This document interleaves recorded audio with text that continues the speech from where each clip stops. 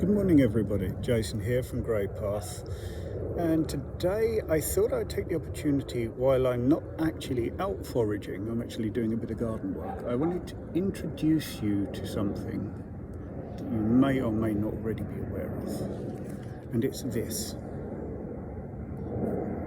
This is Hawthorn, Crataegus monogyna, and you'll find with this, and here's an example of it.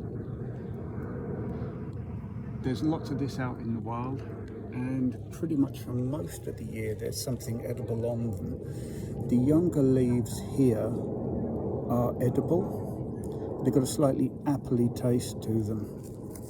And with the berries, these are also edible, but inside there's a very, very hard pip, and if you crunch down on that you will shatter your teeth. So you've got to de-pip these. What you could do, there's a dump bag with a mesh, and you can grind them into a pulp and then sieve out all the offending items, the offending pips.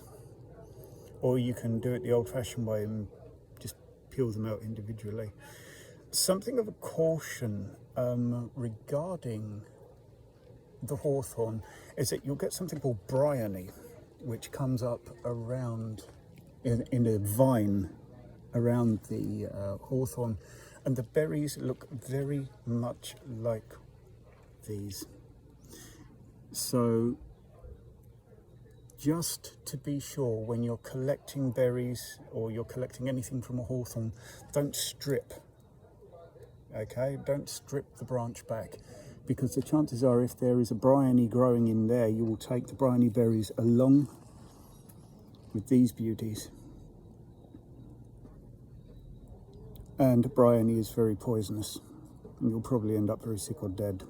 So always pick individually and be careful. And I was just raising the hawthorn with you today just purely on the chance, because I didn't want to actually waste the opportunity or the debris from the work that I'm currently doing. So you get a look at the leaves here, very distinctive,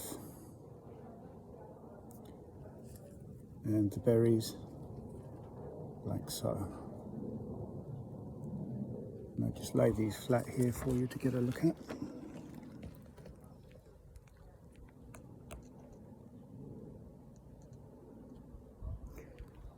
And there you go. You can also crush the berries down to make what they call trail leather. You can leave the pulp to dry in the sun, or you can bake it down in an oven and keep it in an airtight tin. It will last for a long time.